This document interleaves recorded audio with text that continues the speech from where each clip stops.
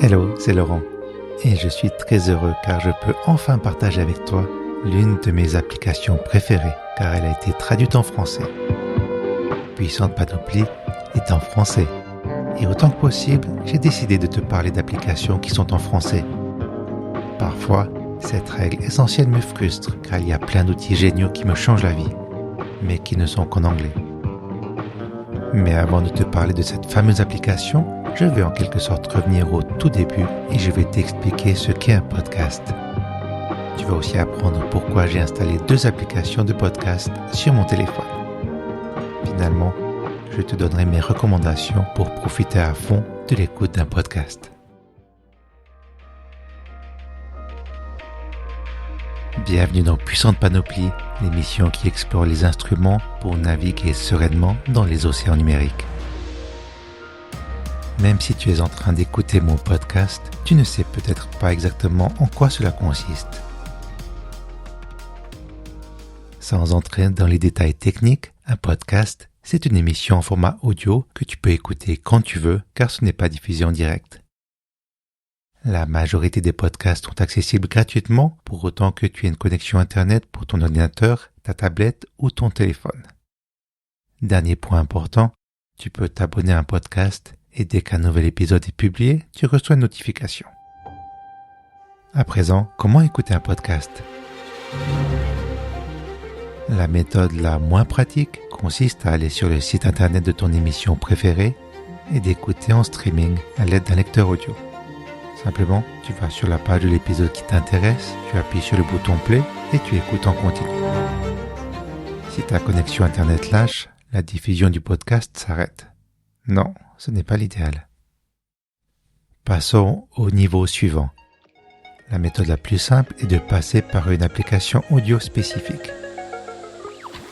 Si tu utilises déjà Spotify pour écouter de la musique, tu peux rester avec cette application pour retrouver tes podcasts préférés. En plus, il arrive que certains podcasts soient exclusivement diffusés sur cette plateforme. Cela concerne principalement les grosses productions américaines, mais c'est un paramètre à prendre en compte si tu écoutes les podcasts comme The Joe Rogan Experience ou The Michelle Obama Podcast. Ensuite, si tu as un iPhone, l'application podcast d'Apple est normalement déjà installée. À mon sens, ce n'est ni la plus pratique, ni la plus puissante, ni la plus belle au niveau de l'interface. Par contre, elle a un atout presque indispensable par rapport à d'autres applications qui sont plus performantes, mais j'y reviendrai un peu plus tard. Maintenant que tu aies un iPhone ou un smartphone qui tourne sur Android, l'application numéro 1 pour moi est Pocket Cast. Elle a tout pour elle. Elle est à la fois simple et puissante. Sa version gratuite propose toutes les fonctions utiles et à aucun moment, je n'ai l'impression qu'on me force la main pour passer à la version payante. Au quotidien, avec une utilisation normale, tu ne verras jamais la discrète bannière qui dit passer à Pocket Cast Plus. Ok, mais en pratique, qu'est-ce qui me plaît ? Eh bien, tous les petits réglages et autres raffinements. Par exemple, le système de playlist.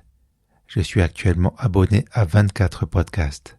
Pour certains podcasts, dès qu'il y a un nouvel épisode, celui-ci est téléchargé automatiquement, mais seulement si je suis sur un réseau Wi-Fi pour ne pas épuiser mon forfait mobile. Ensuite, l'épisode est ajouté à la fin de ma playlist. Si c'est l'un de mes podcasts favoris, l'épisode est mis en tête de ma playlist. Autre fonction précieuse, certains podcasts ont une longue intro, un générique de fin interminable, au pire de la pub. Je peux alors programmer individuellement un podcast pour que le lecteur saute les 15 premières secondes et ignore par exemple les 2 dernières minutes. Je peux aussi paramétrer les touches pour avancer ou reculer dans l'épisode. J'ai choisi de programmer la touche saut en avant sur 45 secondes et le saut en arrière sur 10 secondes. S'il y a une pub au milieu de l'épisode, je fais 1 ou 2 sauts en avant. Si j'arrive un peu trop loin, je fais 1 ou 2 sauts en arrière. Il y a aussi un système avancé de filtres qui permet par exemple de voir facilement les nouveaux épisodes, ce que j'ai commencé à écouter ou encore mes épisodes favoris. En fait, le seul reproche que je peux faire à Pocket Cast, c'est la fonction recherche.